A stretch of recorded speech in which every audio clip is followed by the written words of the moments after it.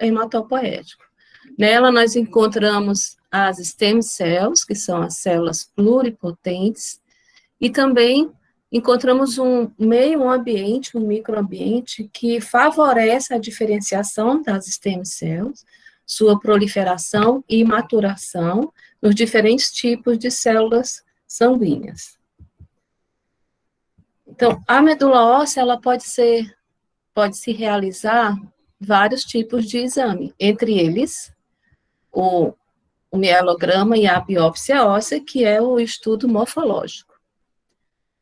Então, o mielograma, ele estuda a medula óssea como analisa a morfologia das células no aspirado. Então, é um exame denominado estudo citológico. E a biópsia óssea já estuda um fragmento ósseo e estuda o tecido medular como um todo. Então, é denominado de estudo histológico. Ainda podemos realizar o estudo imunológico desse material de medula óssea, tanto no mielograma, no aspirado medular, como no fragmento de medula. E esse estudo imunológico, ele é realizado para detectar que tipos de antígenos as células leucêmicas expressam, e dessa forma classificar as leucemias. Então, quando esse estudo ele é realizado no material aspirado, do mielograma, nós denominamos de imunofenotipagem, e quando é realizado no fragmento ósseo, nós denominamos de imunohistoquímica. Bom, podemos ainda realizar na medula óssea o estudo genético, que é para detectar alterações cromossômicas, e também podemos realizar a cultura para detectar bactérias, fungos ou parasitas. Bom, aqui para vocês terem uma ideia da diferença de material que é estudado na biópsia, como vocês podem observar aqui, são as trabéculas ósseas, isso aqui é um fragmento de osso, e aqui dentro, entre as trabéculas, se encontra, então, o tecido medular. Então, na biópsia óssea, nós podemos ter uma ideia global do tecido medular, a estrutura e a sua celularidade. E aqui o aspirado, que nós observamos que no aspirado, no estudo citológico, você consegue examinar com mais detalhes a morfologia de cada célula. Tá? Bom, então, quando que nós vamos solicitar um mielograma? Quais são as indicações do mielograma? Nós solicitamos o mielograma para detectar doenças malignas e as doenças hematológicas primárias. É muito importante você ter um mielograma. Então, nessas doenças hematológicas primárias, é essencial, imprescindível, se realizar um mielograma. Também podemos solicitar um mielograma na hipótese diagnóstica de uma metástase tumoral. O paciente, muitas vezes, o tumor lança células para a medula óssea, né, causando uma metástase dentro da medula. Também para estagiar alguns tipos de linfoma. Uma outra indicação é no acompanhamento dos tratamentos, para monitorar uma quimioterapia, uma radioterapia, e também quando é realizado um transplante de medula óssea, se solicita um mielograma para acompanhar a pega do enxerto. Na avaliação das citopenias, quando não foi possível detectar a causa primária dessa citopenia, então é realizado um mielograma, naqueles casos de pacientes que apresentam uma anemia que não é secundária, ou uma plaquetopenia, ou uma leucopenia, que não foi detectado por outros exames complementares. Também solicitamos o mielograma na suspeita de uma infecção, principalmente por calazar, como se fosse um exame essencial para diagnosticar o calazar, o aspirado de medula óssea. Alguns casos também de histoplasmose e doenças de depósito, entre elas a doença de Gaucher, que é a mais comum. Bom, no mielograma, nós avaliamos o processo de maturação das diferentes linhagens hematopoéticas, tá? E avaliamos também a morfologia de cada estágio maturativo dessas linhagens. Avaliamos também a presença de células tumorais e a presença de parasitas. Bem, além disso, fazemos também uma avaliação da celularidade, mas como nós vamos ver mais adiante, a celularidade ela é melhor avaliada pela biópsia óssea. Então, como que é realizado a coleta, o procedimento de coleta do material para o mielograma? Então, é realizada uma punção, e essa punção é feita com uma agulha especial, que possui um mandril dentro dela, e isso porque nós atravessamos o osso e fragmentos ósseos podem ficar na agulha, impedindo que o material seja aspirado. Então, a função do mandril é retirar esses fragmentos ósseos. Então, é realizada uma asepsia local, e esse procedimento é feito sob anestesia local, geralmente lidocaína, 2%, e se faz uma aspiração de apenas 2 ml de material medular para se confeccionar os esfregaços que vão ser examinados na microscopia. Isso porque, se você aspirar mais material, você pode diluir esse material, e vai ser mais difícil fazer uma avaliação morfológica das células e a avaliação da celularidade. Agora, se você for realizar outros exames, como nós vimos, a imunofenotipagem ou a eucariótipo, nesses casos, então você troca a seringa e aspira a quantidade de material suficiente para realizar esses outros exames, que é em torno de 2 a 3 ml, mais ou menos, aproximadamente, para cada um. E é feito, então, com esse primeiro material que foi aspirado, 0,2 ml, é feito os esfregaços, e os esfregaços são corados pelo Meigenval Guimsa, mesmo corante, que é usado no hemograma.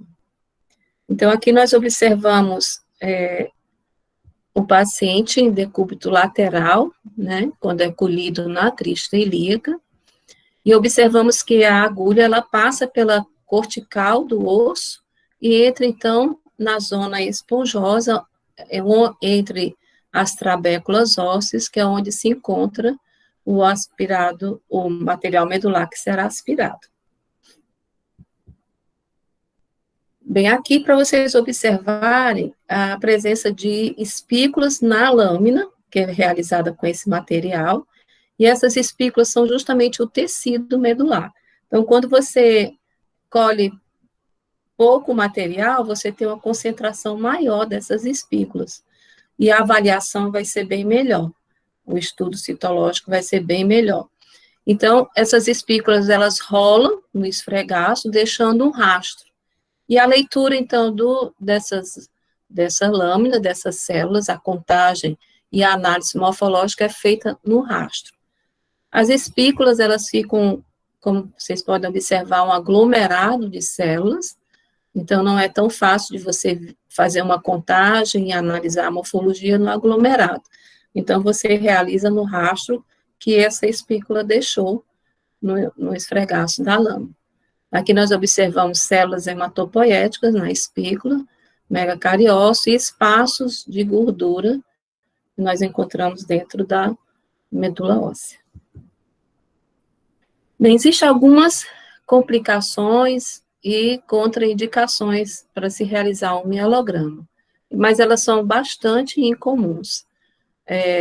Uma hemorragia, ou se a hemorragia, se o exame, a coleta tiver sido em crista ilíaca com hemorragia retroperitoneal, se for realizado no externo, pode ocorrer um tamponamento cardíaco, mas são muito incomuns, a não ser naqueles casos que os pacientes têm um grave distúrbio de coagulação.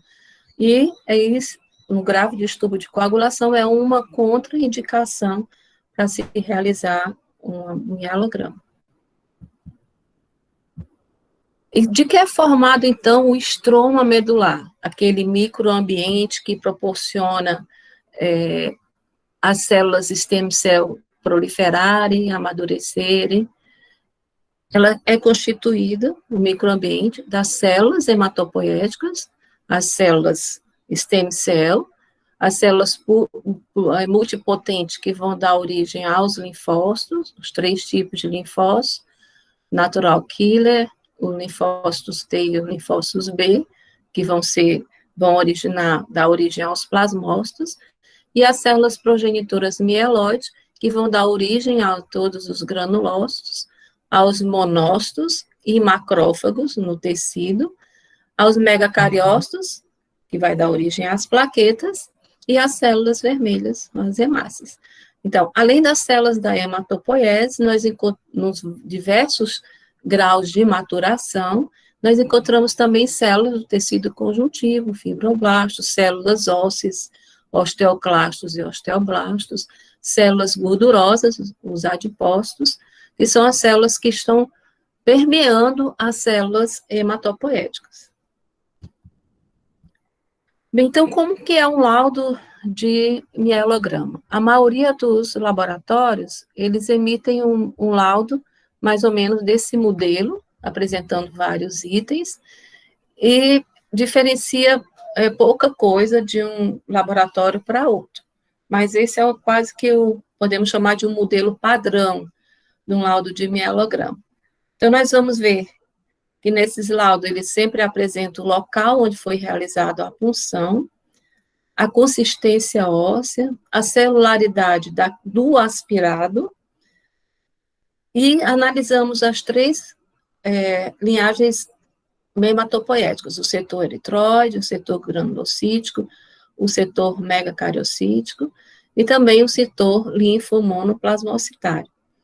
A relação mieloide-eritroide, que é a relação entre as células mieloide e as células eritroides, a coloração de pelos, que é feito de rotina em todos os aspirados, micro-organismos ou células tumorais, blastos e a conclusão. Nós vamos, então, analisar cada item do laudo do mielograma, tá? Então, começando com os locais de punção. Então, as punções, elas podem ser realizadas no externo, no cristo ilíaco anterior e posterior, e na epífise da tíbia em criancinhas bem pequenas. Então, o local de preferência é o médico que vai fazer o procedimento que escolhe. Então, alguns têm mais experiência em fazer externo, outros têm mais experiência em fazer em crista, mas quando é solicitado biópsia junto com o mielograma, o local onde é realizada a biópsia é de crista. No externo só se realiza o mielograma.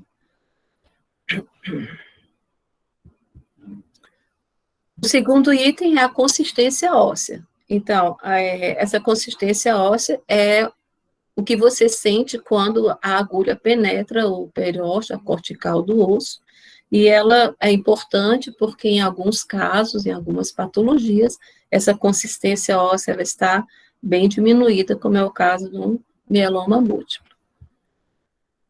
A celularidade, como já falei, ela é melhor avaliada pela biópsia óssea, mas no mielograma, nós, sempre que nos referimos à celularidade, nós dizemos que é a celularidade daquele aspirado.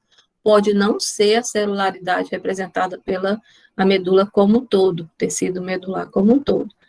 Então, essa avaliação é feita no pequeno aumento, na objetiva de 10, e ela é feita através da relação entre as células gordurosas, que no aspirado você só vê os espaços de gordura, onde fica o tecido gorduroso, adiposo, e as células hematopoéticas.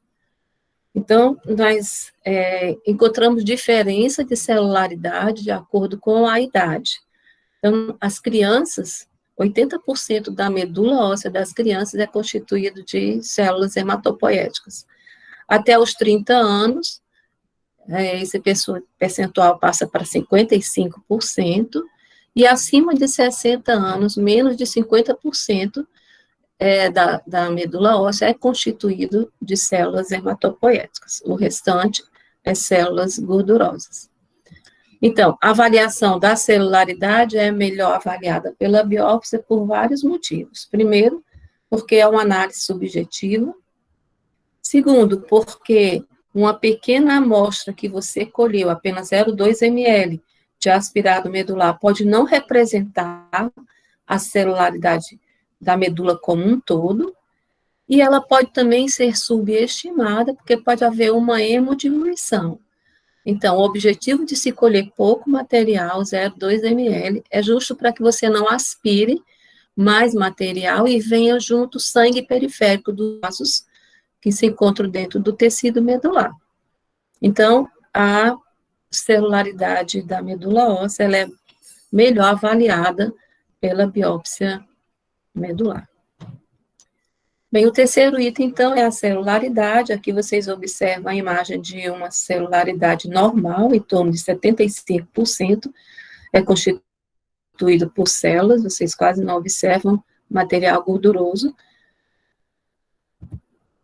Bem, o quarto item, então, é relacionado à eritropoiese. Então, como que se faz a avaliação da eritropoiese? Se faz uma contagem diferencial em 500 células, e faz-se um estudo detalhado da morfologia dessas células e do processo de maturação dessas células, tá? Então, é importante fazer essa avaliação, porque é assim que vamos detectar alterações de algumas patologias. Então, na medula óssea nós encontramos de 10 a 30% de células da linhagem eritroide. O predomínio é de eritroblasto policromatófilo.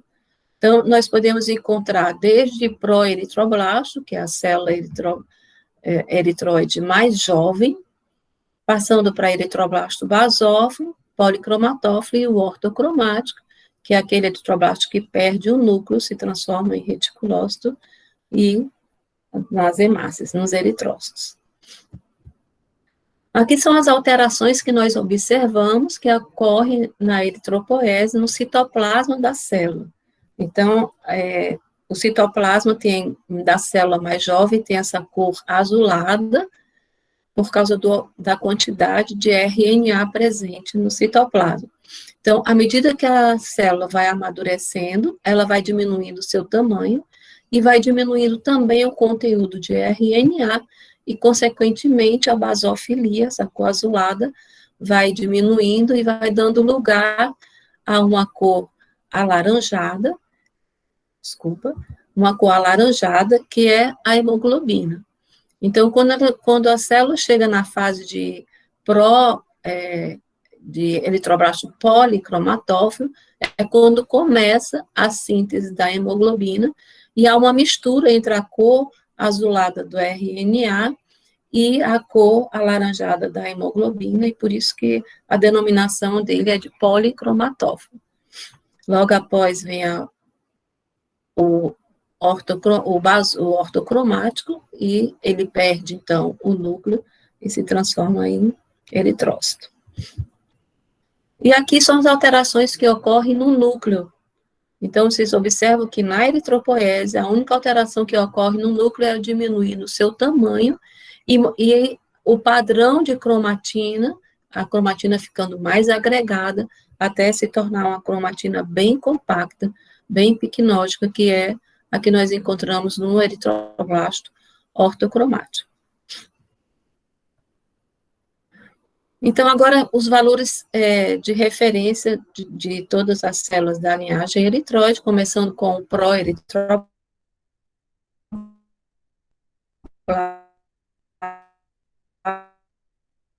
nós encontramos entre as células representadas aqui, de maior porte, citoplasma basófilo, por causa do aumento de RNA, e o núcleo, ele ocupa quase toda a célula.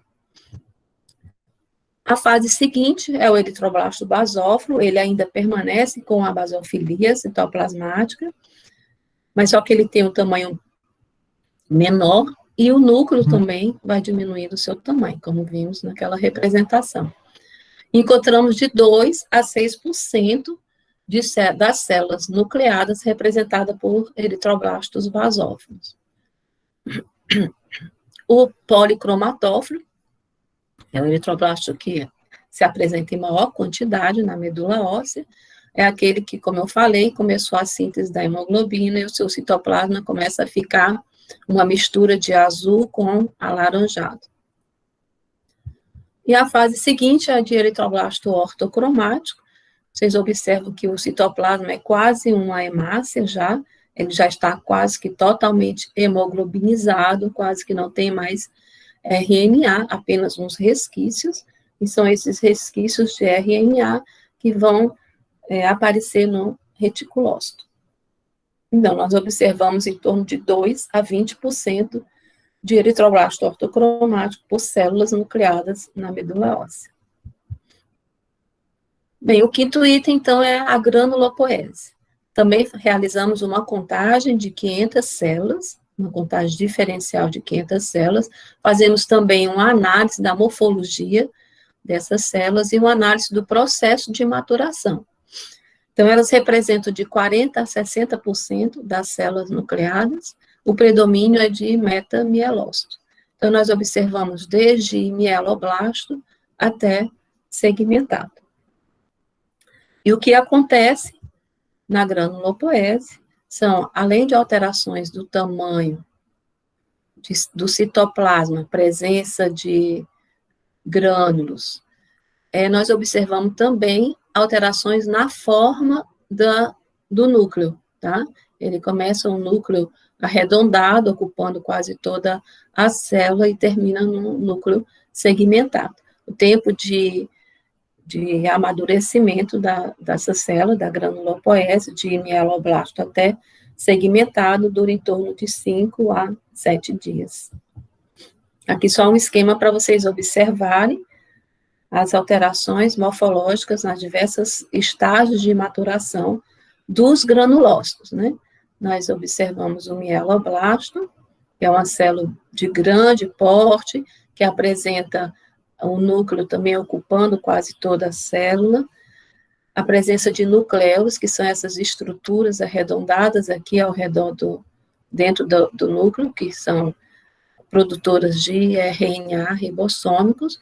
Aqui, o promielócito, onde nós observamos que já começa a haver a produção de grânulos, sendo que esses grânulos são grânulos chamados inespecíficos ainda.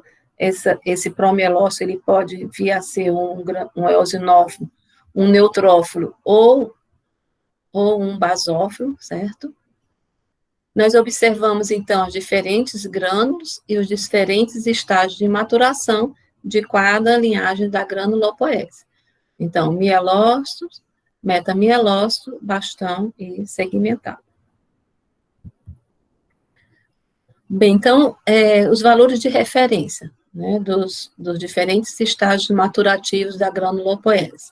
Nós observamos blastos em torno de 0 a 1%, normalmente na medula óssea. Crianças, elas podem se observar até 3% de blastos, e ainda é um valor normal.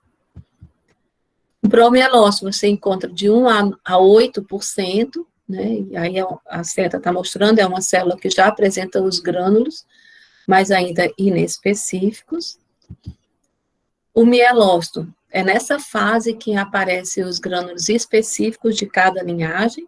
Eles se apresentam em torno de 5 a 19% das células nucleadas.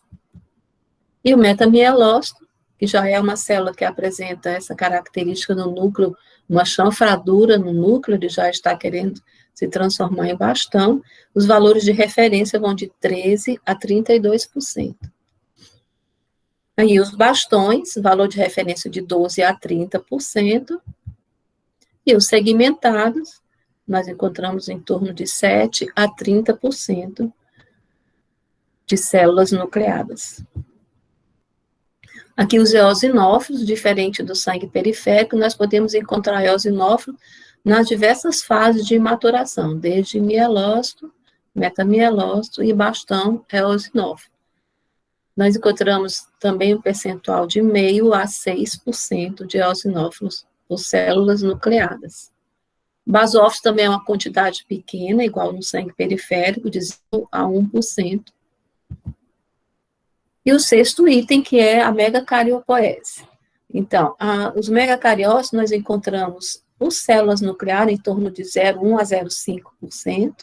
Então, são células grandes, as maiores células da medula óssea, e ela, diferente das outras células, ela, à medida que vai amadurecendo, o megacariócito vai aumentando o seu tamanho, o núcleo vai segmentando, lobulando, o citoplasma, então, depois, na fase de granular, ele degranula, formando, então, as plaquetas, tá? Aqui só uma imagem para vocês observarem a presença dos megacariócitos. Ele é melhor avaliado na objetiva de 10, já que é uma célula grande. Então, todas essas células aqui são os megacariócitos. Aqui são os espaços em branco, que são os espaços de tecido gorduroso.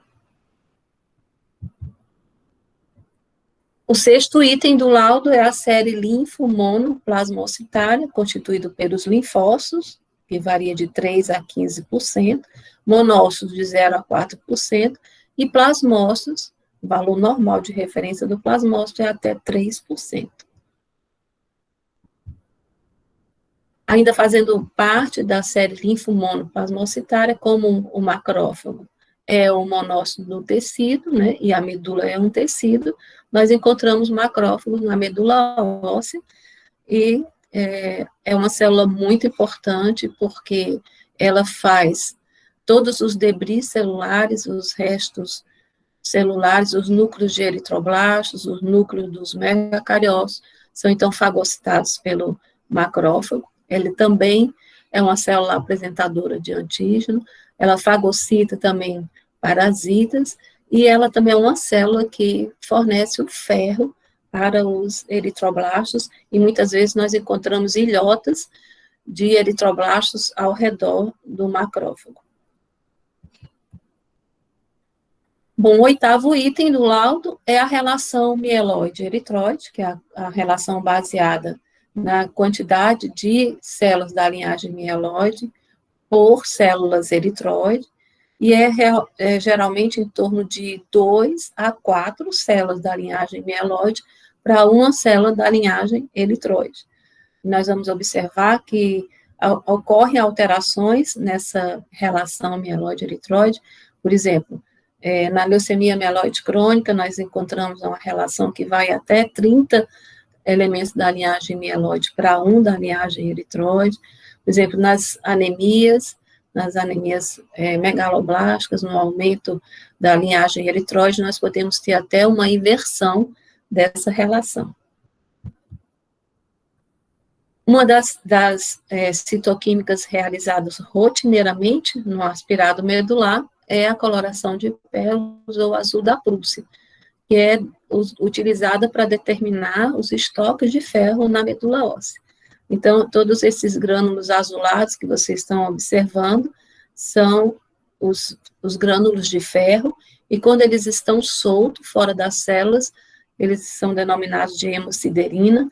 Quando eles se encontram dentro das hemácias, dentro do eritrócito, eles são denominados siderócitos, dentro dos eritroblastos, sideroblastos, e nós ainda podemos encontrar uma localização desses grânulos ao redor do núcleo, formando como se fosse um anel, como observado aqui na seta, que é encontrado nas anemias sideroblásticas, tá?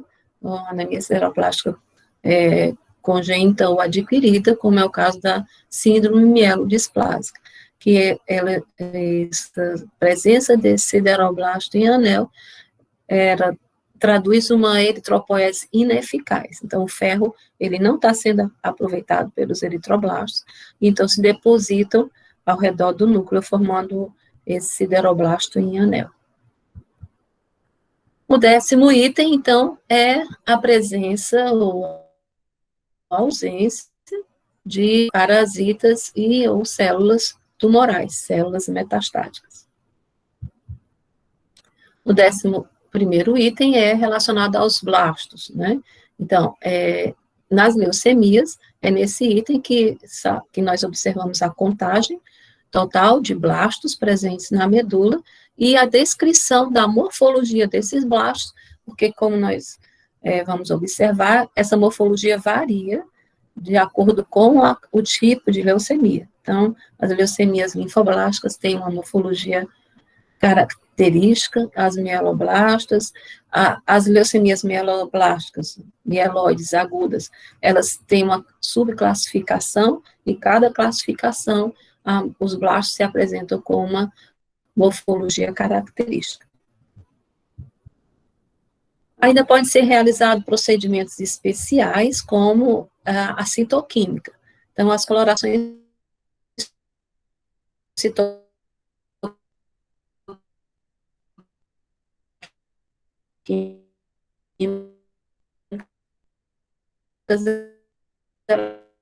elas são reais, etc.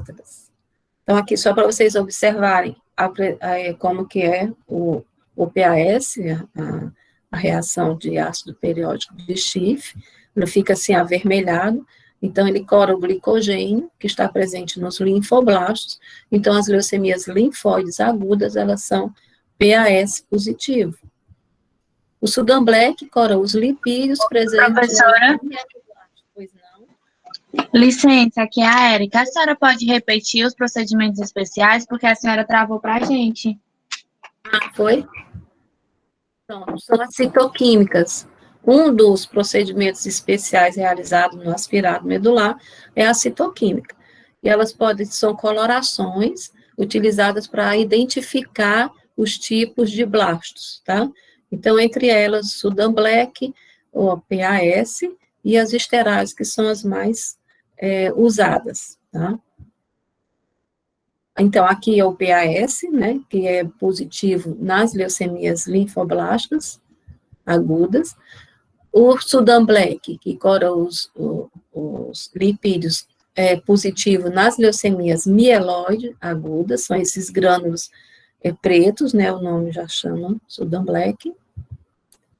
Pronto, e aí, a conclusão do mielograma, ela pode ser uma conclusão diagnóstica, o mielograma pode já dar um diagnóstico de leucemia, de calazar, mieloma, ou ele pode ser só uma conclusão descritiva, não se conseguiu chegar a nenhuma conclusão diagnóstica, e importante quando o médico que está lendo o mielograma, dando esse laudo, vai fazer essa conclusão, ele tem que estar atento à história clínica do paciente, ao hemograma, a morfologia das células do hemograma, são importantes para se chegar a uma conclusão diagnóstica.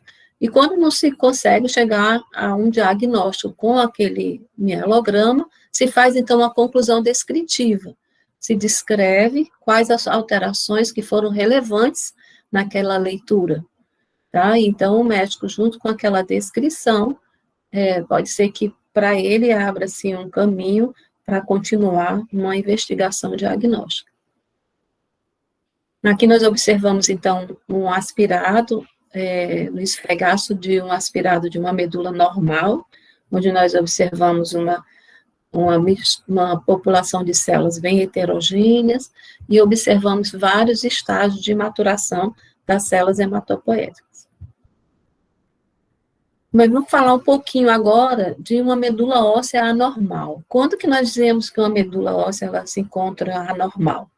Primeiro, quando os aspectos citológicos são anormais, quando a morfologia das células estão anormais, e nós podemos encontrar alterações morfológicas de apenas uma linhagem, ou de todas as linhagens, como também podemos encontrar alterações estruturais, de celularidade dessa medula.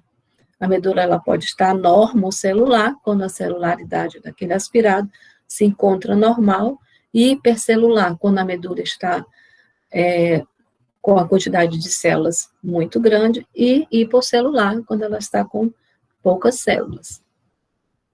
Então, quais são as alterações morfológicas que nós observamos numa medula anormal?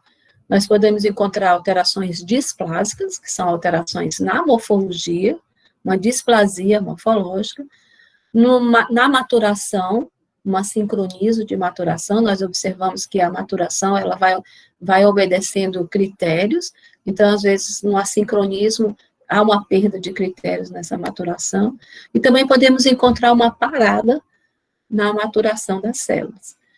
E outra alteração são as alterações nas populações, podem ser alterações na proporção dos diversos tipos hematopoéticos, ou alterações naquela relação mieloide-eritroide.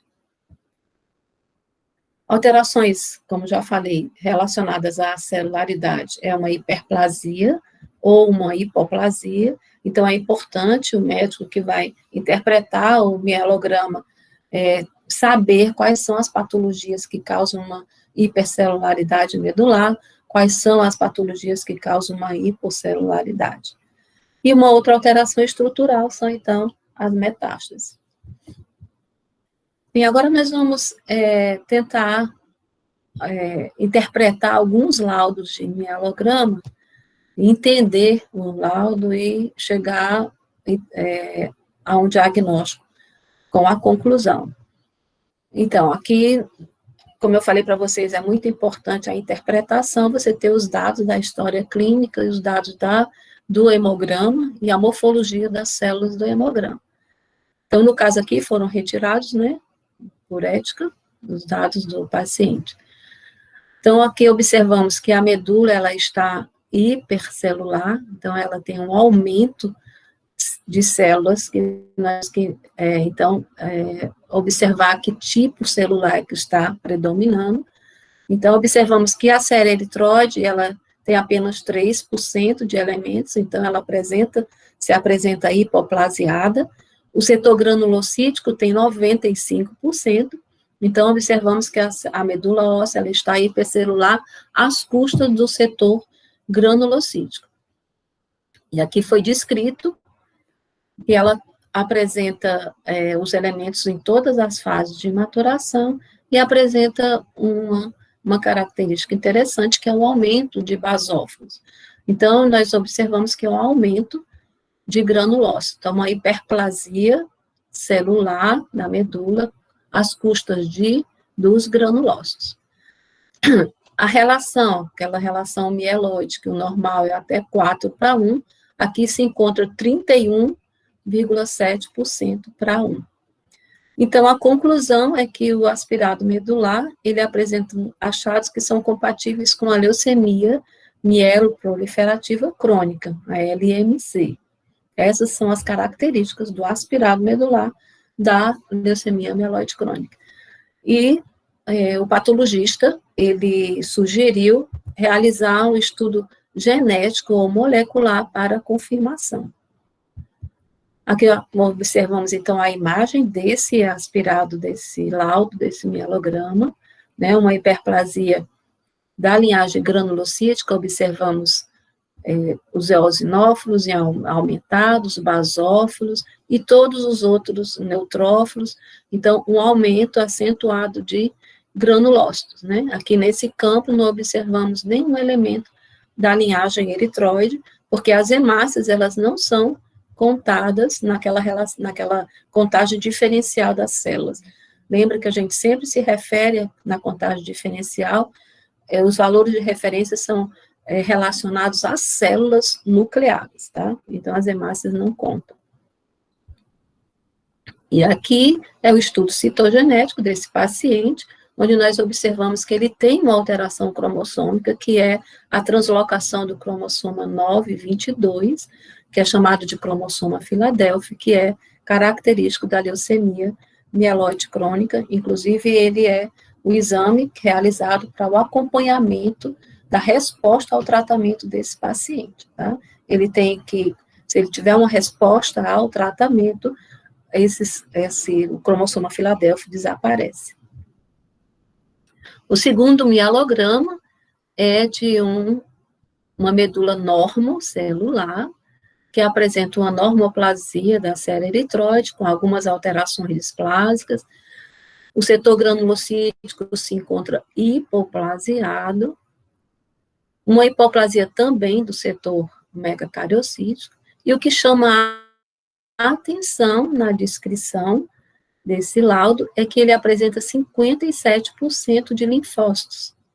Então, onde que acontece isso? Um aumento de linfócitos? Na leucemia linfóide crônica. Então, a conclusão realmente foi que o aspirado medular é compatível com o processo linfoproliferativo crônico. Uma outra característica da leucemia linfóide crônica na morfologia é a presença de restos celulares, né? E ele também foi descrito aqui nesse laudo. Então, aqui a imagem da leucemia linfóide crônica, onde nós observamos que as células medulares são quase que na totalidade representadas, na maior parte representada por linfócitos maduros, né? Então, vimos 2 exemplos de laudo de mielograma das neoplasias crônicas, a mieloide crônica e a linfóide crônica. A mieloide crônica, nós vimos uma infiltração, uma hipercelularidade, com o aumento da relação mieloide-eritróide, às custas de granulócitos, e na linfóide crônica nós observamos uma infiltração por linfócitos maduros. O terceiro laudo é de uma medula também hipercelular, e nesse caso, às custas de blastos, né? Vocês observam aí que 92% dos elementos nucleados da medula são representados por blastos. E aí vemos a descrição, a morfologia desses blastos. Então, eles são de médio, grande porte, tem uma estreita faixa citoplasmática, apresenta uma granulação fina, tem cromatina fina, como a maioria dos blastos, nucleolos evidentes, e tem uma característica que é a presença de bastonete de Al, que é característico do mieloblasto, tá? E foi realizada a citoquímica, aquela coloração que é realizada para identificar a linhagem dos blastos. E no caso aqui, foi realizado o Sudan Black e foi positivo. Então, como eu falei para vocês, os mieloblastos, eles são Sudan Black positivo. Portanto, a conclusão é de uma leucemia, apresentando leucose aguda, ou leucemia ou leucose, a mesma coisa, apresentando achados morfológicos que sugerem uma leucemia mieloide aguda. E aí, no caso, aqui, como o Sudan Black deu positivo, como a presença de bastonete de Al, é quase 100% certeza que se trata de uma leucemia mieloide. Mas acontece às vezes que o Sudan Black pode dar negativo, em alguns casos de leucemia mieloide aguda. A morfologia pode não ser uma morfologia característica, nem de linfóide, nem de mieloide. Então, é imperativo se realizar a imunofenotipagem para identificar a linhagem desses blastos. Aqui são os blastos desse caso, né? Aqui, não sei se dá para vocês observarem, mas é o bastonete, é como se fosse mesmo um bastão no citoplasma do blasto. É característico, então, do mieloblasto. Então, uma infiltração medular por blastos com características morfológicas de mieloblasto, trata-se, então, de uma leucemia mieloide aguda, e nesse caso, o sangue periférico, com certeza, já apresentou também essas células, tá? Os blastos. Esse outro caso é de uma medula hipercelular e que apresenta uma hipoplasia leve do setor eritróide, uma hiperplasia leve do setor granulocítico, o setor megacariocítico sem anormalidades, o setor linfomonoplasmocitário também sem anormalidade, a relação normal, ausência de parasitas, e a presença de 2% de blastos, e a conclusão foi de uma leucemia linfóide aguda, controle de tratamento. Então, por que se chegou a essa conclusão? Porque na solicitação do mielograma já vinha a justificativa que se tratava de uma leucemia linfóide aguda em tratamento. Então, é muito importante nós ficarmos atentos, os patologistas, os hematologistas que vão ler, que vão dar o laudo desse mielograma, ficar atento à justificativa do mielograma, né? Aqui o aspirado, o esfregaço do aspirado desse paciente, mostrando uma medula normal. Mas o paciente, ele está em remissão da leucemia linfóide aguda. E nós chamamos de remissão morfológica, tá? A morfologia, ele não apresenta atividade da doença. Esse outro caso é de uma medula normocelular, mas que apresenta no setor eritroide uma hiperplasia e umas alterações displásicas nos elementos da linhagem eritroide, que se denomina diseritropoese. Então, alterações displásicas na granulopoese se chama disgranulopoese, e na megacariopoese se chama dismegacariopoese. Então, aqui nós observamos que há um aumento acima de 10% de diseritropoese, e isso é um critério da classificação da Organização Mundial de Saúde para o diagnóstico de síndrome mielodisplásica. E realmente, mais uma característica da síndrome mielodisplásica é, como eu falei para vocês, aquele sideroblasto em anel. E aqui vocês observam a presença de 51% de sideroblasto em anel. E um discreto aumento de blasto, que é também uma coisa que é presente na mielodisplasia. Então, realmente, a conclusão é achados compatíveis com síndrome mielodisplásica, e porque ele tem essa quantidade muito grande de sideroblasto em anel, na classificação da OMS, acima de 15% de sideroblasto em anel, essa mielodisplasia é classificada como anemia refratária com sideroblasto em anel. Então, é SMD-ASRA, a denominação. E aqui são as alterações encontradas no esfregaço desse paciente. Todas essas células que vocês estão observando aí são eritroblastos bem displásicos, bem alterados, alterações no núcleo, alterações no citoplasma, alterações na maturação, há um assincronismo de maturação. Então, isso é que se denomina diseritropoese. E aqui, a maioria dos eritroblastos, eles estão displásicos, né, acima de 10%. E aqui a presença do sideroblasto em anel desse paciente. Nós observamos que ele apresenta mais de 50% dos eritroblastos dele são sideroblastos em anel. Bem, esse outro caso é de uma medula hipocelular. Vocês observaram que foram realizadas duas punções, isso porque o material deve ter sido de difícil aspiração, né, e é o que acontece quando a medula ela está muito infiltrada, pode ser difícil você conseguir, às vezes nem consegue aspirar material, é o que se chama de punção seca, então o paciente tem que realizar uma biópsia óssea. Mas a celularidade da medula, quer dizer, dos elementos hematopoéticos, estão diminuídos. Há uma hipoplasia dos precursores normais da hematopoese. E a observação é que há uma presença de agrupamentos de células estranhas à medula óssea. Então, trata-se de uma infiltração medular por um processo metastático, né? Um tumor sólido em outro cítico e invadiu a medula óssea.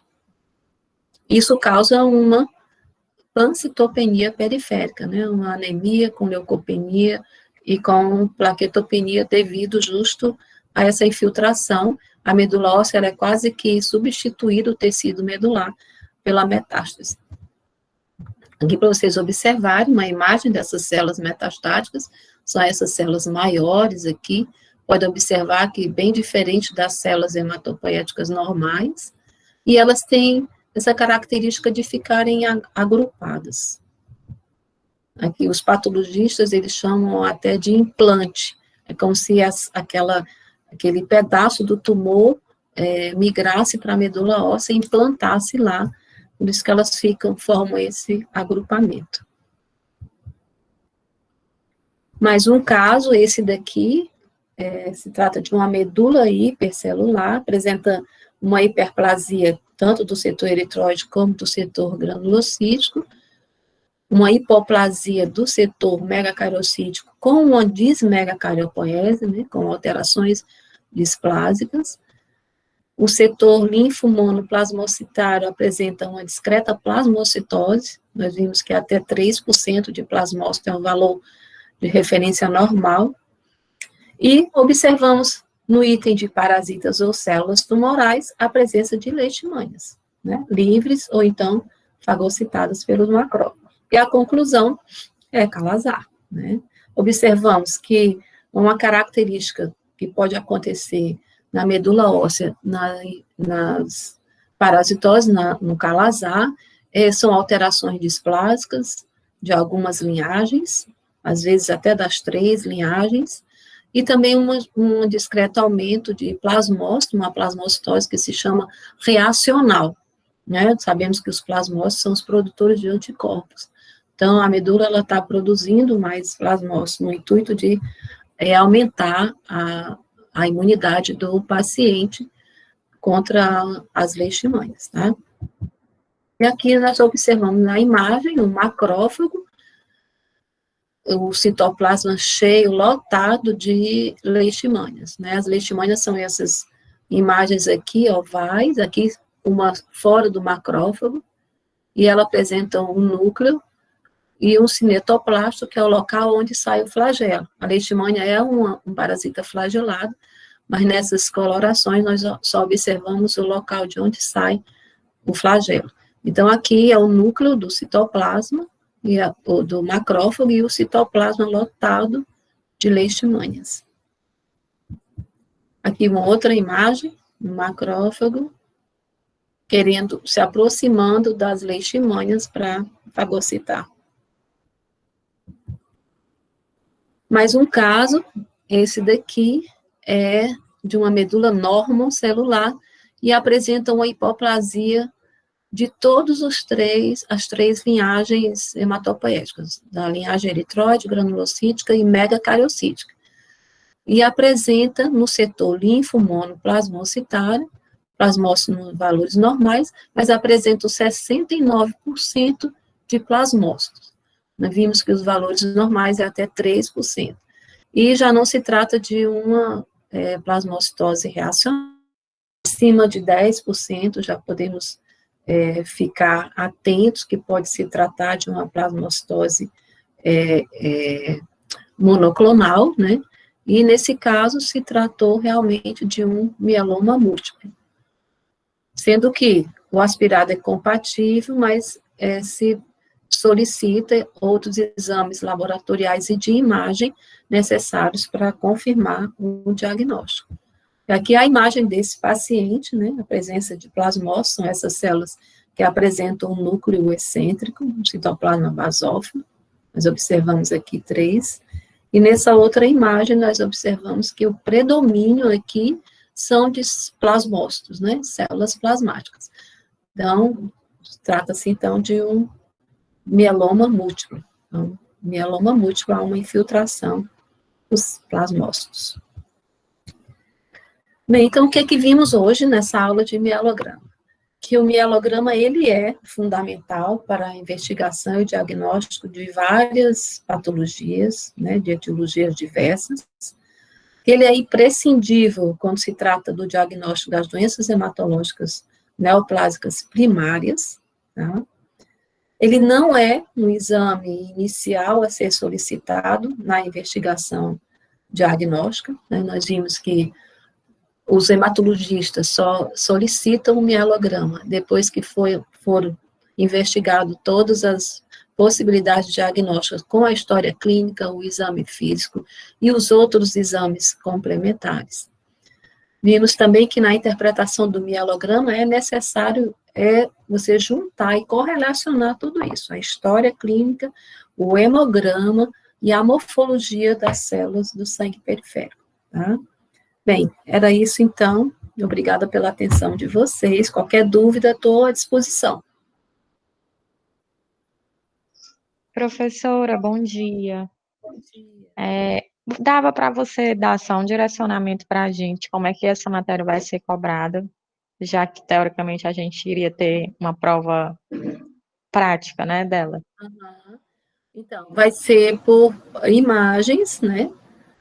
Vocês vão ver as imagens, vão dizer qual aquela imagem e qual o provável diagnóstico. Tá ótimo, professora. Muito obrigada pela aula, viu? Bom dia. Bom dia. Obrigada a vocês pela atenção.